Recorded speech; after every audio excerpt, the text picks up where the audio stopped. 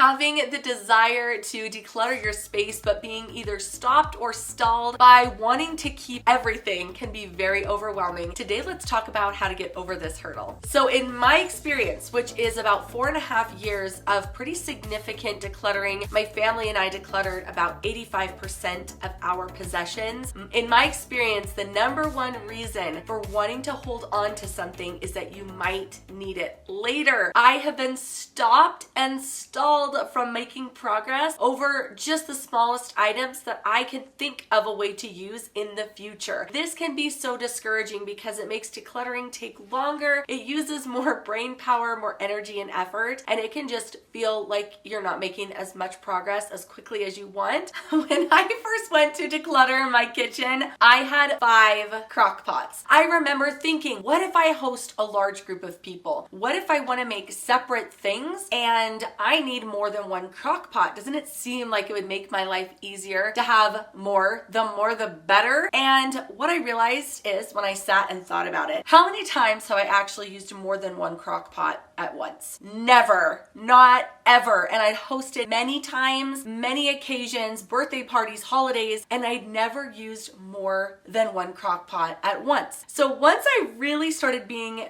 honest with myself, realistic, and really thought about how my life is, and if I use more than 1 crock pot, it became very obvious and easy to declutter all but 1. Let's say on an off chance, I did end up needing more than 1 crock pot. Let's not even say needing, let's just say I wanted another one. I did want to make a couple of dishes for Thanksgiving and I needed more than 1 crock pot. So my next question would be, could I borrow one from a neighbor? Could I get one for super cheap off of Facebook Marketplace in my area? Is there a way to rent it? Get it for free? I mean, there are so many resources available now, especially with the internet. Getting your hands on what you need is impossibly easy. Even if you end up finding yourself in a bind, remind yourself there's going to be a way to get what you need very easily and very quickly. At this point, you might be asking, well, what if it gets ruined? What if it gets worn? What if it breaks down? What am I gonna do? You could think, what if I put a hole in one of my shirts or it pills up and I need another one? Don't I need to keep all my shirts? Because inevitably stuff is going to wear down, wear out, break, rip, stain, whatever. But here's the problem. If you're wanting to make a real difference in your home and live with less clutter, you just can't keep it all. That's just the reality of it. And you have to try and come up with reasons why this is impractical. So if I kept every single item just in case I needed it, just in case the old one broke down, I would be living still in my overstuffed, cluttered mess. And I know that wasn't good for me. I know that wasn't good for my anxiety. I know that wasn't good for my mental health. I remember how much energy and time it took to clean that house, and I won't go back there. So listen to me, who's on the other side of it now. Trust me, it's not worth it to keep everything just in case. I do recommend actually keeping backups of several items, but they're very specific. Here's what's on my list. The first thing is I say have a backup of a pillow. I've had to get rid of pillows before. I've had to recycle the materials because our pillows have gotten stained to the point that I cannot return. There's no going back. It is completely stained. Also, whenever I have company, it is really, really nice to have an extra pillow. So I say keep 1 extra of these. Going along with that, I think you should have an extra blanket. I will never forget the Christmas that I bought a brand new throw blanket and my son got a bloody nose all over it. It was so unfortunate. So things happen to your blankets. They can get ripped, they can get stained, worn out, whatever. And so I think having a backup just for your own life, and then again for company. This is a throw blanket, but having like an extra quilt, something that could actually go on a bed, maybe a lightweight comforter, something like that, I think could be really useful. And if you haven't decluttered all of this stuff yet, and you've got, let's say, 5 or 6 extra things, which is where I was when I started this decluttering process, pick your favorite or pick whatever's in the best shape to put in your life reserve, in your backup. So that's kind of how you choose. What is in the best shape, or what do I like the best? I have talked so much about only having 1 set of sheets per bed. I stand by this. I love having just one set of sheets in the house, the main living area. I don't have any linens in my linen cupboard. So what I do recommend though is having a backup in your life reserve of a sheet. One sheet per bed shape, I guess, or per bed size. So I would have a backup of a king and a backup of a twin. I have 2 twin beds, but I'm not going to keep 2 sheets. I have had family members come to stay and I've used an extra sheet to go over the couch. That is one way that I can use it. They're also really fun for kids' forts. so fun to play with. And then of course sheets can rip and stain. So I have actually had to get rid of a sheet with a huge hole in it, like our foot went through it. I have no idea how this happened, but it did. It's just nice to have a backup, but I don't think you need to have an extra set of sheets in the main part of your house for everybody's bed that you rotate on a regular basis. This is literally just a backup in case something happens to the ones that you have in your main living area. All right, going along with linens, I love having an extra towel, again, for company. And my husband's beard dye has stained a couple of our towels. So I have actually this is the stained towel, okay? Here's an example of what can happen. So this towel I can still use. I can kind of hide the stain. But if I have company and I need an extra towel, because we only have like a certain number of towels in our main living space, it's nice to have. And then if one gets like really damaged where I can't hide a stain, or it's totally worn out, frayed with holes, then I can go into my backup and not to Target and spend more money. So that's the whole point here. So I like having an extra towel. I have noticed that things in the kitchen seem to break and get ruined fairly often. We're careful with our stuff, just like you are, I'm sure, but it happens, especially if you live with kids. We like to have 2 dishes per member of the family. So 2 bowls, 2 plates, 2 glasses. That's kind of the number where I feel comfortable, where the dishes don't get out of control, but everybody always has something clean. But we've broken several. We've broken so many. So to have a backup of your matching dish sets is really, really handy. And again, you don't have to overfill your cupboards. Don't like smash everything in there, like stuff your cupboards full just to keep these extra ones. No, they don't need to be in your main living space. Just like the sheets, the towels, the extra pillow. These don't need to be taking up breathing room in your house. So anyway, an extra glass, an extra bowl, an extra plate. And I've mentioned this before, I love white. It just goes with everything. I can dress it up or down for different holidays, so I love that.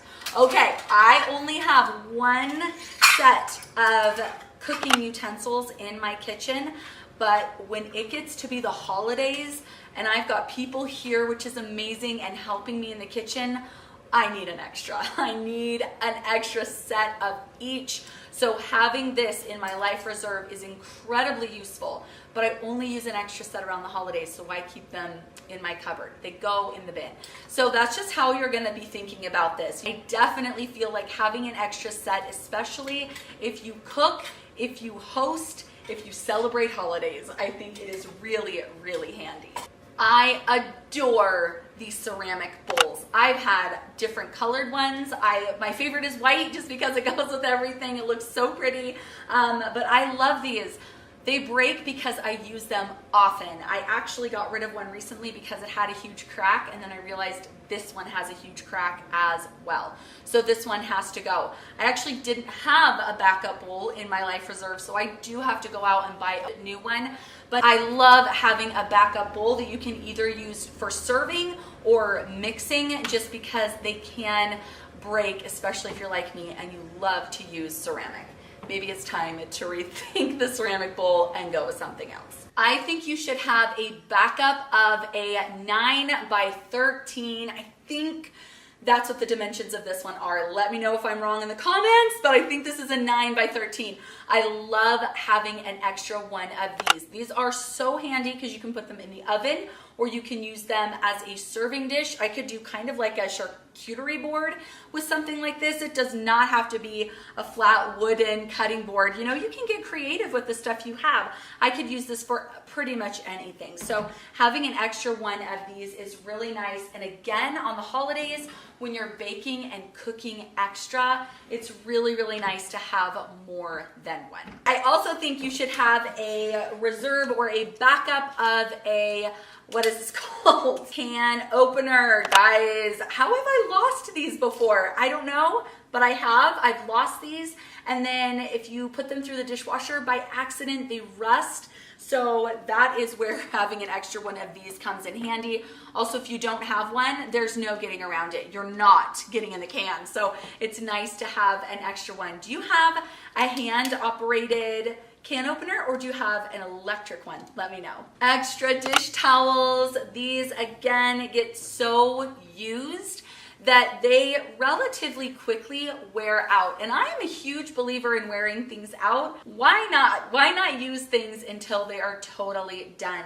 But having an extra set or an extra at least one dish rag, especially one that's nice. This one's not in great shape, but it works perfectly fine and it's not stained. So having an extra one of these is really nice in case you do end up having to recycle one because it gets totally ruined. But I only say this because you use it so often. And then also dish rags, I should mention that as well. If you have extras and you're decluttering your house, go ahead and put a couple in a life reserve bucket because mine wear out pretty quickly, again, just because I'm using them every single day. An extra spatula can be so handy. I actually broke one of mine and thankfully had this backup because sometimes you just have to have a spatula to get things to work right in the kitchen. So I love having a backup spatula. I like this one a lot, especially for pancakes, but I also like to have a metal topped one just because it's nice for like breaking up ground beef when I'm making spaghetti. But I like to have a backup spatula. I've snapped these before. Again, they're just things that can break and things that I use all the time. Pizza cutter, wooden spoon. Having a backup of this can be really nice just because these I like to use for cutting crusts off of sandwiches. Obviously, I use them to cut pizza, and so they're just really, really handy. And to not have one, if something were to happen to sort of break, which it could, you know, happen, then I would be in a pickle if I didn't have a backup. So again, guys, can you just see like finding all this stuff at a thrift store? I mean, this is the kind of stuff I see there all the time. So again, don't run out and buy things brand new. This is so affordable to do if, again, you've already gotten rid of all this stuff. Okay, just had to say that again. But another thing is a wooden spoon. I love cooking with these. I just think it's really nice. And if you actually lay it over a boiling pot, it won't boil over. Really, really handy to have. And again, I've broken them before. So having a backup is awesome. Then, guys, we're almost done. Have a pair of scissors. I've lost scissors.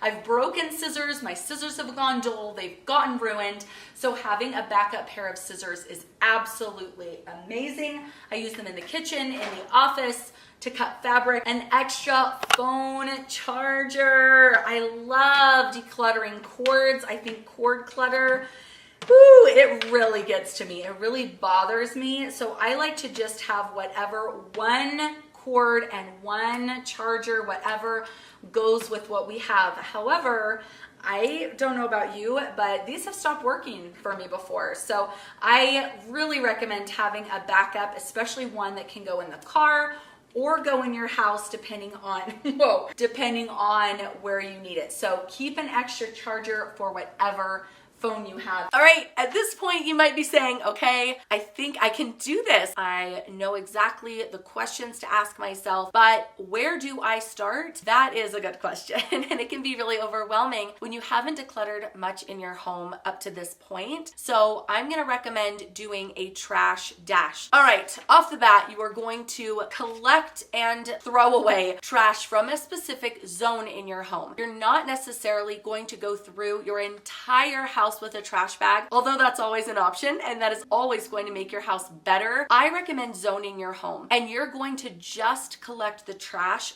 from that zone. This way, by zoning your home, you're actually going to be able to see more visible progress more quickly because it's not spread. The progress isn't spread out throughout the house. It's concentrated in one area. For the dash portions, you are going to declutter duplicates. Any duplicate that you find that's not a phone charger, that's not scissors, that's not the measuring cups and measuring spoon, or any other very, very specific category or item that you've decided you are going to keep in your backup, which I also like to call your life reserve. So know what items those are going to be. Then when you come across your duplicate, keep your favorite one in the main living area and then store your second favorite one in your life reserve or in your backup bucket. Everything else gets decluttered. If it's a duplicate and it's not on your list of life reserve items, it automatically goes to donation or gets thrown away if it's not salvageable. Absolutely anything without a home either gets decluttered, which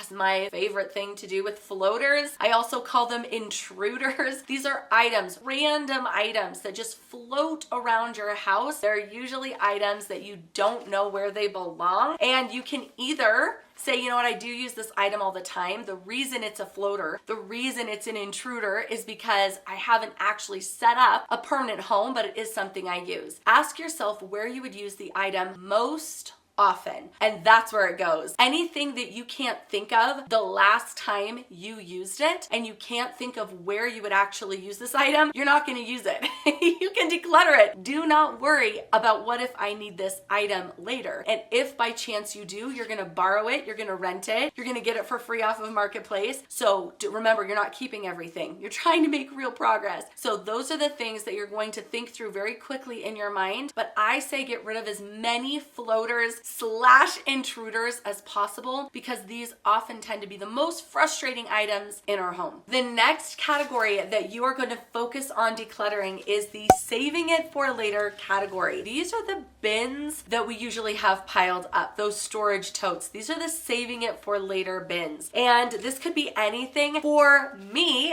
it has been home decor. That's the thing that I couldn't believe I had so much of and still kept so much of over the years of decluttering. So look for things that you have specifically been saving for later and ask, have I even had the opportunity to use this? Most likely the answer is 1,000 times yes, I have had the opportunity, but I actually like something else better. Something else is more my style. Whatever your reason is totally fine, but if you've actually had the opportunity to use it and you never did, this is a no-brainer. The how did it get here category is the very last one.